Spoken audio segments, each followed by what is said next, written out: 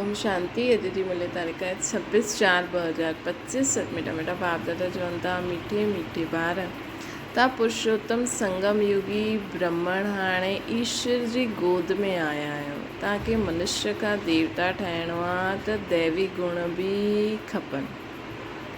प्रश्न आहे, ब्रह्मण ॿारनि खे कंहिं ॻाल्हि में पंहिंजी ॾाढी संभाल करणी आहे ऐं छो? उत्तर आहे, सॼे ॾींहं जी दिनचर्या में कोई बि पाप कर्म न थिए हिन जी ॾाढी संभाल करणी आहे असांखे। श्री तव्हांजे साम्हूं बाप धर्मराज जे रूप में खड़ो आहे। चेक करो कंहिंखे दुख त न ॾिनो। श्रीमत ते केतिरो परसेंटेज हलंदा आहियूं। रावण मत ते त न हलंदा आहियूं न। छो जी बाप जो ठहिण खां पोइ कोई बि विक्रम थींदो त हिकु जो 100 गुणा थींदो। ओम शांति। भगवान वात्स्य इहे त ॿारनि खे सम्झाइबो आहे। कहिड़े मनुष्य खे व देवताउनि खे भॻवान न चईंदासीं। हिते जॾहिं वेंदा आहियो त बुद्धि में इहे रहंदो आहे कि असां संगम युगी ब्रह्मण आहियूं। इहे बि यादि सदा कंहिंखे रहंदी आहे। पंहिंजे खे सचमुच ब्रह्मण सम्झंदा आहियो? ईअं बि न आहे न। ब्रह्मण ॿारनि खे पोइ दैवी गुण धारण करणु आहे। असां बाबा चवनि था असां संगम युगी ब्रह्मण आहियूं। असां शिव बाबा द्वारा पुरुषोत्तम ठहूं था। इहे यादि बि सभिनि खे न रहंदो आहे। घड़ी घड़ी इहे भुलिजी वेंदा आहिनि कि असां पुरुषोत्तम संगम युगी आहियूं। ये बुद्धि में यादि रहे त बि उहो सौभाग्य आहे। हमेशह नंबरवार त थींदो ई आहे न। सभु पंहिंजी बुद्धि अनुसार पुरुषार्थी आहिनि। हाणे त संगम युगी आहियो न, पुरुषोत्तम ठहिण वारा आहियो। ॼाणंदा आहियो असां पुरुषोत्तम तॾहिं ठहींदासीं जॾहिं अब्बा खे याने मोस्ट बिलवेड बाप खे यादि कंदासीं। यादि सां ई पाप नाश थींदा। अगरि कोई पाप कंदो आहे त 100 गुणा हिसाब चढ़ी वेंदो आहे। अॻियां त पाप कंदा हुया त उनखे 10% चढ़ंदो हुयो, हाणे त 100% चढ़ंदो आहे। कोई ईश्वर जी गोद में अची करे पोइ पाप कंदा आहिनि न। तव्हां ॿार ॼाणंदा आहियो बाप असांखे पढ़ाईंदा आहिनि पुरुषोत्तम सो देवता ठाहिण लाइ। ये यादि जेकी स्थाई रहंदी आहे उहा अलौकिक सर्विस बि ॾाढा कंदा रहंदा आहिनि। तव्हां ॿार ॼाणंदा आहियो असांखे बाबा पढ़ाईंदा आहिनि पुरुषोत्तम सो देवता ठाहिण लाइ। ये यादि जेकी स्थाई रहंदी आहे उहा अलौकिक सर्विस बि ॾाढा कंदा रहंदा। सदैव हर्षित मुक्त ठहिण जे लाइ ॿियनि खे बि रास्तो ॿुधाईंदा आहिनि। भल किथे बि वञो बुद्धि में यादि रहे कि असां संगम युगी ब्रह्मण आहियूं। इहे पुरुषोत्तम संगम युग आहे। उहो पुरुषोत्तम मास वर्ष रहंदा आहिनि। तव्हां चईंदा आहियो पुरुषोत्तम संगम युगी ब्रह्मण। इहे सुठी रीति बुद्धि में धारण करिणो। हाणे असां पुरुषोत्तम ठहिण जी यात्रा ते आहियूं। या इहे यादि रहे त मनमना भव ई थी वियो न। हाणे असां पुरुषोत्तम ठहिण जी यात्रा ते आहियूं। ये यादि रहे त बि मनमना भव थी वियो। ॾिसो बाबा चवनि था छो जी पुरुषोत्तम ठहिण जी यात्रा ते आहियूं त बाबा बि यादि रहंदा। तव्हां पुरुषोत्तम ठहो था पुरुषार्थ अनुसार कर्मनि अनुसार। दैवी गुण बि खपनि। श्रीमत ते हलणो पए। पंहिंजी मत ते त सभु मनुष्य हलंदा आहिनि। उहा आहे रावण जी मत। ईअं बि न तव्हां सभु कोई श्रीमत ते हलंदा आहियो। ॾाढा आहिनि जो रावण जी मत ते बि हलंदा आहिनि। श्रीमत ते कोई केतिरो परसेंट हलंदो आहे, कोई केतिरो मतिलबु बाबा जो ॿार ठहिण खां पोइ बि कोई त 2% बि हलंदा हूंदा। भल हिते वेठा आहिनि त बि शिव बाबा जी यादि न रहंदी आहे। किथे न किथे बुद्धि भटकदी हूंदी। रोज़ु पंहिंजे खे ॾिसणो खपे असां कोई पाप जो कमु त न कयो न, कंहिंखे दुख त न ॾिनो आहे न। पंहिंजे मथां ॾाढी संभाल करणी हूंदी आहे। श्री धर्मराज बि बीठो आहे न। हाणे जो समय आहे ई हिसाब किताब चुकतो करण जो। सजायूं बि खाइणियूं पवनि। ॿार ॼाणंदा आहिनि असां जन्मांतर जा पापी आहियूं। किथे बि चइबो बि काथे बि कोई मंदिर अथवा गुरू वटि विया, कोई इष्ट देवता वटि वेंदा आहिनि त चईंदा आहिनि असांजा जन्म जन्मांतर जा पापी आहियूं, मुंहिंजो रक्षा करो, रहम करो। सतयुग में कॾहिं हीअं अक्षर न निकिरंदा, कोई सच ॻाल्हाईंदा आहिनि, कोई कूड़ ॻाल्हाईंदा आहिनि। हिते बि ईअं ई आहे। बाबा हमेशह चईंदा आहिनि पंहिंजी जीवन कहानी बाबा खे लिखी मोकिलो। कोई त बिल्कुलु सच लिखंदा आहिनि, कोई छिपाईंदा बि आहिनि।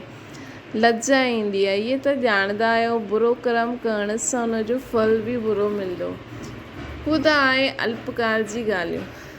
इहे त ॾाढी काल जी ॻाल्हियूं आहिनि। बुरो कर्म कंदव त सजायूं बि खाईंदव। पोइ स्वर्ग में बि ॾाढो पिछाड़ी जो ईंदव। हाणे सिधो मालूम पवंदो आहे कि केरु पुरुषोत्तम ठहींदो आहे। उहा आहे पुरुषोत्तम दैवी राज्य। उत्तम ते उत्तम पुरुष ठहींदा आहियूं न। ॿियो कोई जॻह ईअं कंहिंजी महिमा न कंदा।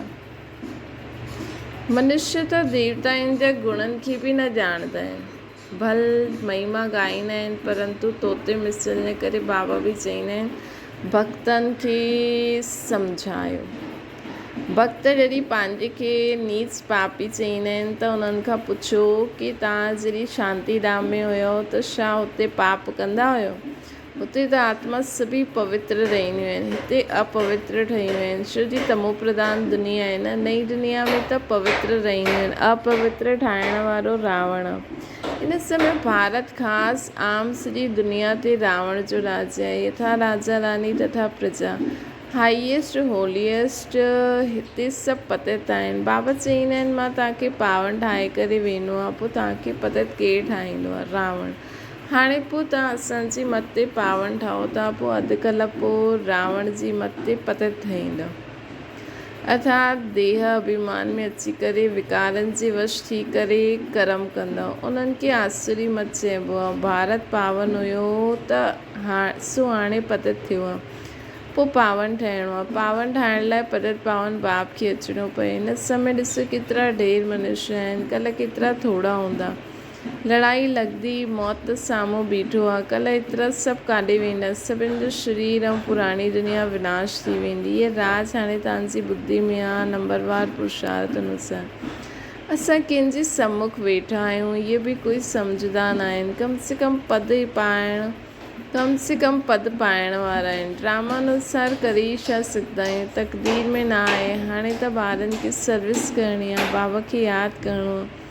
तव्हां संगम युगी ब्राह्मण आहियो। तव्हांखे आप समान ज्ञान जो सागर, सुख जो सागर ठहिणो आहे। ठाहिण वारो बाबा मिलियो आहे न। देवताउनि जी महिमा ॻाइबी आहे न। सर्वगुण संपन्न, 16 कला संपूर्ण। हाणे त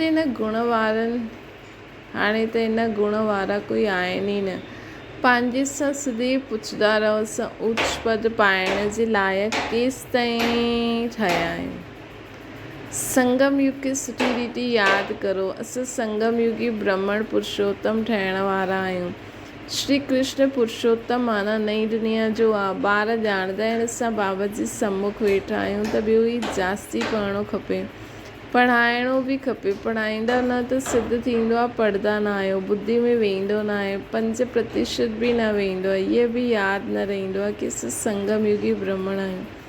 बुद्धि में बाप जी यादि रहे, चक्र फिरंदो रहे। सम्झाइण त ॾाढो सहज आहे। पंहिंजे खे आत्मा सम्झी बाप खे यादि करो। इहो सभिनि खां वॾो बाबा आहे। बाबा चईंदा आहिनि मूंखे यादि करो त तव्हांजा विक्रम विनाश थी वेंदा। हम सो सोहम, हम सो पूज्य, हम सो पुजारी। इहे मंत्र ॾाढो सुठो आहे। उन्हनि पोइ आत्मा सां परमात्मा चई छॾियो अथनि। जो कुझु ॻाल्हाईंदा आहिनि बिल्कुलु रॉन्ग। असां पवित्र हुआसीं, 84 जन्म लॻाए करे हाणे ईअं ठहिया आहियूं। हाणे असां वेंदा आहियूं वापसि पंहिंजे घर। हिते कल्ह घर में हूंदासीं। असां बेहद बाप जे घर में वेंदासीं। इहे बेहद जो नाटक आहे, सो हाणे रिपीट थियणो आहे। बाबा चईंदा आहिनि देर से देर सभु धर्मनि खे भुलिजी पंहिंजे खे आत्मा सम्झो। हाणे असां हिन शरीर खे छॾे घर वेंदासीं। इहो पको यादि करे वठो। असां आत्मायूं आहियूं। इहे बि यादि रहे ऐं पंहिंजो घर बि यादि रहे त बुद्धि सां सॼी दुनिया जो संन्यास थी वेंदो। मां आत्मा आहियां ऐं बाबा मुंहिंजो परमात्मा निराकार ज्योतिर्बिंदु ऐं असांजो घर मथे आहे। ये भी यादि रहे त बि सॼी दुनिया जो संन्यास थी वेंदो। असां कुझु बि यादि न आहे हुन समय, सिर्फ़ु मां आत्मा ऐं बाबा। केॾो सुठो समय हूंदो आहे न जॾहिं असांखे कुझु बि यादि न हूंदो आहे। जॾहिं कर्म क्षेत्र में कर्म कंदे समय थोरी थोरी ॻाल्हियुनि खे त ध्यानु ॾियणो ई पवंदो आहे न। भले बाबा खे यादि कंदा आहियूं, करे करे कर्म कंदा आहियूं, त बि बुद्धि में त ईंदियूं आहिनि न बाबा सां गॾु उहे ॻाल्हियूं। शरीर जो बि संन्यास त सभिनि जो संन्यास, उहा हठी योगी कोई सॼी सृष्टि जो संन्यास थोरी कंदा आहिनि। उन्हनि जो आहे अधूरो, तव्हांजो त सॼी दुनिया जो त्याग करिणो आहे। पंहिंजे खे देह सम्झंदा आहियो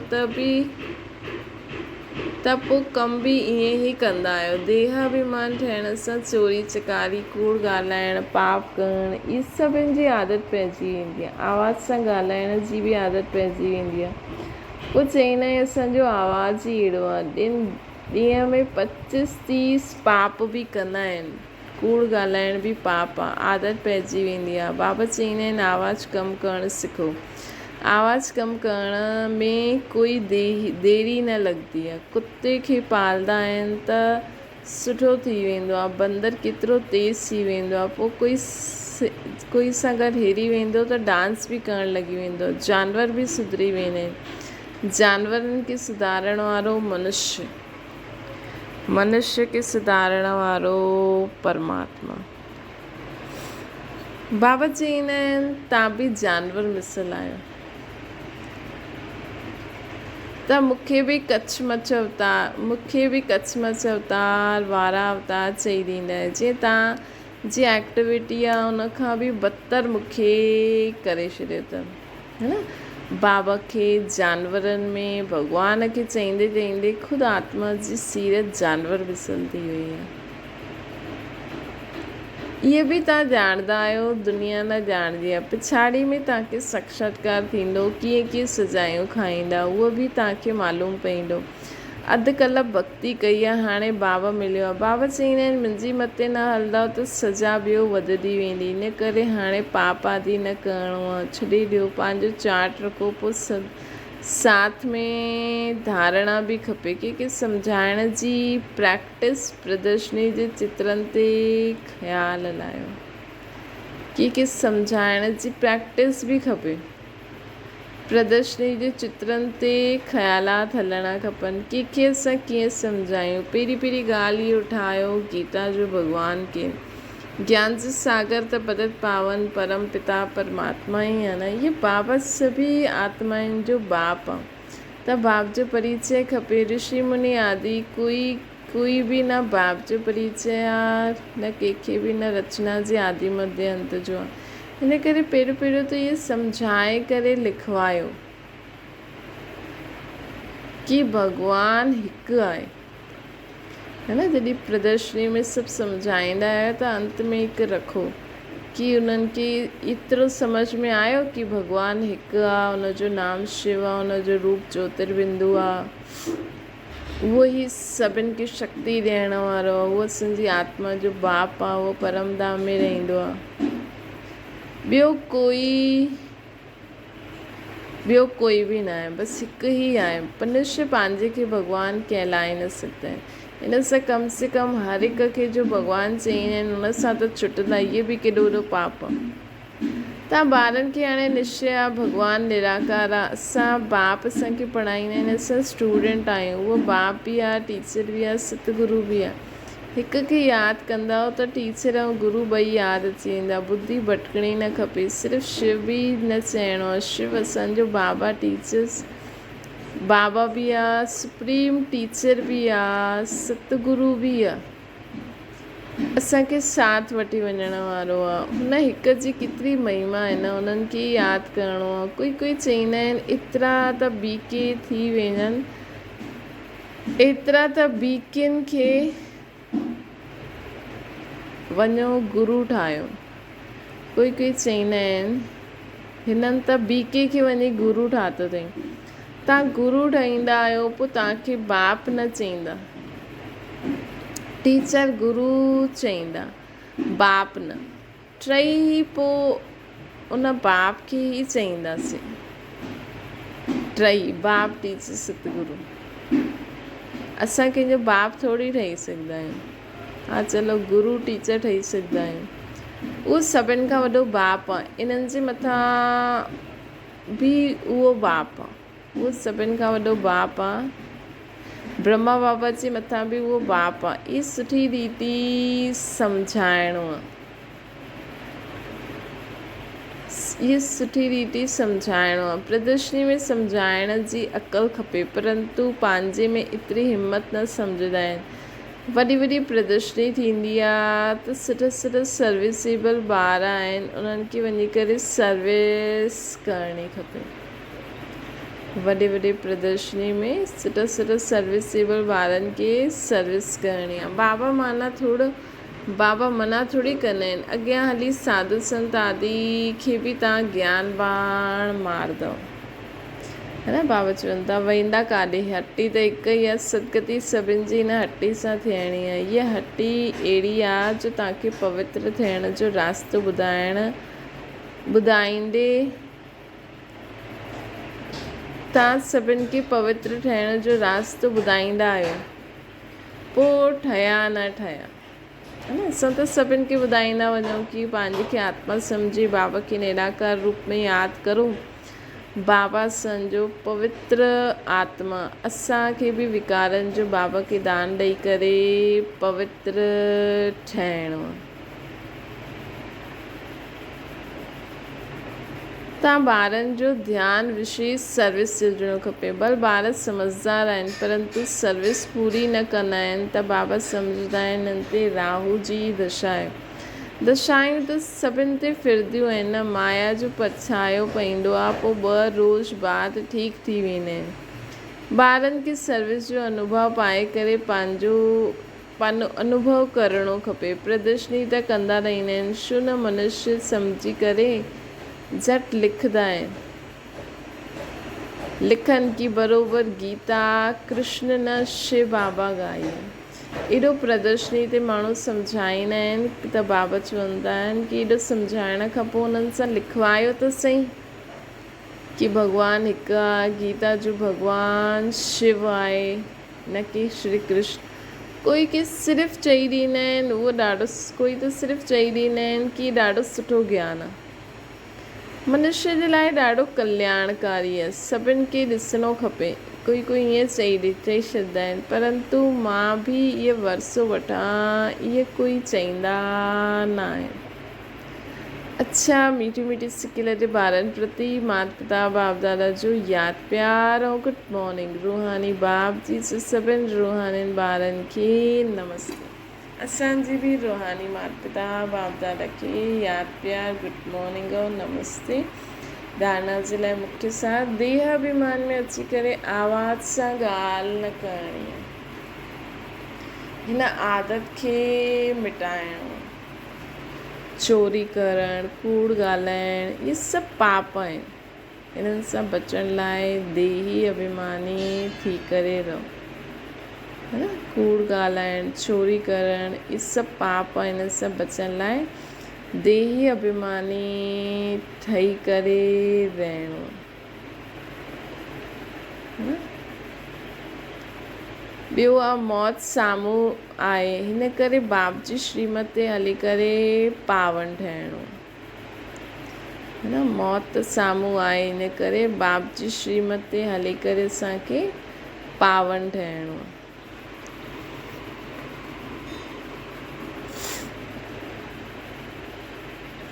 बाप जो ठहिण खां पोइ कोई बि बुरो कर्म न करिणो आहे, है न।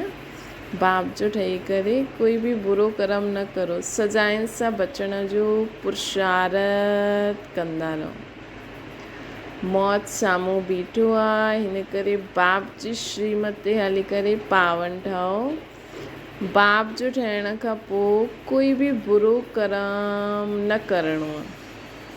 सजाइनि सां बचण जो पुरुषार्थ कंदा रहो। वरदाना, लोक पसंद सभा जी टिकट बुक करण वारा राज्य सिंघासन अधिकारी ठहूं। कोई भी संकल्प या वीचार कंदा आहियो त पहिरियों चेक करो कि वीचार व संकल्प बाप पसंदि आहे। जो बाप पसंदि वो लोक पसंदि स्वतः थी वेंदो आहे। यदि कहिड़े बि संकल्प में स्वार्थ आहे त मन पसंदि चईंदासीं। अगरि कंहिंजे बि संकल्प में स्वार्थ आहे कि मुंहिंजी प्रोग्रेस थींदी, अगरि इहा सिद्ध थी वञे त उहो मन पसंदि आहे। ऐं विश्व कल्याणार्थ आहे त लोक पसंदि प्रभु पसंदि ईंदो। अगरि असांजे संकल्प में विश्व जे कल्याण जे लाइ इहा ॻाल्हि आहे त उहो लोक पसंदि ऐं प्रभु पसंदि थी वेंदो। अगरि ख़ुदि जे स्वार्थ जे लाइ आहे त उहो मन पसंदि थी वेंदो। लोक पसंदि सभा जे मेंबर्स ठहिणु अर्थात लॉ एंड ऑर्डर जो राज्य अधिकार व राज्य सिंघासन प्राप्त करणु। पर स्लोगन आहे परमात्म साथ जो अनुभव करो त सभु कुझु सहज अनुभव कंदे हुए सेफ रहंदो। परमात्म साथ जो अनुभव करो त सभु कुझु सहज अनुभव कंदे हुए सेफ रहंदो। बाबा जी साथ जो अनुभव करो त सभु कुझु सहज अनुभव कंदे हुए सेफ रहंदो। अव्यक्त इशारो कंबाइंड रूप जी स्मृति से सदा विजयी बनो। जीअं शिव शक्ति कंबाइंड रूप आहे, ईअं पांडवपति ऐं पांडव इहे सदा जो कंबाइंड रूप आहे। पांडवपति पांडवनि जे सवाइ कुझु न करे सघंदा आहिनि। त जीअं कंबाइंड रूप में सदा रहंदा आहिनि, जो उन्हनि जे अॻियां बाप दादा साकार में जीअं सभु संबंधनि जी समान हूंदा आहिनि। जाते सॾु करो उते सेकेंड में हाज़िर थी वेंदा आहिनि। इन करे चइबो आहे हुज़ूर हाज़िर कंहिंसां गॾु जो सदा ई कंबाइंड रूप में रहंदा आहिनि, है न। मां आत्मा ऐं शरीर, मां आत्मा ऐं बाबा, शिव ऐं शक्ति, ये कंबाइंड रहो त सदा ई हुज़ूर हाज़िर रहंदो। अच्छा, ओम शांति। अॼु बाबा असांखे चई कि असांजो हर संकल्प विश्व कल्याणकारी, विश्व कल्याण जे प्रति हुजणो खपे। तॾहिं असां लोकसभा जे मेंबर्स ठहींदासीं, अर्थात लॉ एंड ऑर्डर जो राज्य अधिकार प्राप्त कंदासीं। पंहिंजो चार्ट रखो। बाबा चई ख़ुदि खे सदा सम्झो असां पुरुषोत्तम ठहूं था, असां संगम युग ते आहियूं। असां पुरुषोत्तम ठहूं था, असां संगम युग ते आहियूं। बाबा खे सदा साथ रखो, कंबाइंड रहो। देह अभिमान में अची करे पाप न करो, आवाज़ सां न ॻाल्हायो। हाणे कोई बि अहिड़ो कमु न थियणो खपे जंहिंसां असांजे मथां 100 गुणो पाप चढ़े। इन करे हर संकल्प बाबा खे ॿुधाईंदा वञो, है न। अगरि तव्हांखे कुझु सम्झ में नथो अचे त बाबा खे चओ, बाबा मूंखे ईअं संकल्प अचनि था, तव्हांखे ठीकु लॻे त मूंखे करायो, न त हिनखे ख़तमु, है न। त ईअं करे हाणे असांखे इहे हिसाब किताब चुकतो करण जो समय थो हले। हिन समय असांखे कोई नयो हिसाब न ठाहिणो आहे, न त असां बाबा जे ॿारनि खे त 100 गुणा सज़ा मिलंदी। हिन करे ॾाढो ई सावधान रहणो आहे। अच्छा, ओम शांति। बाबा खे यादि करो।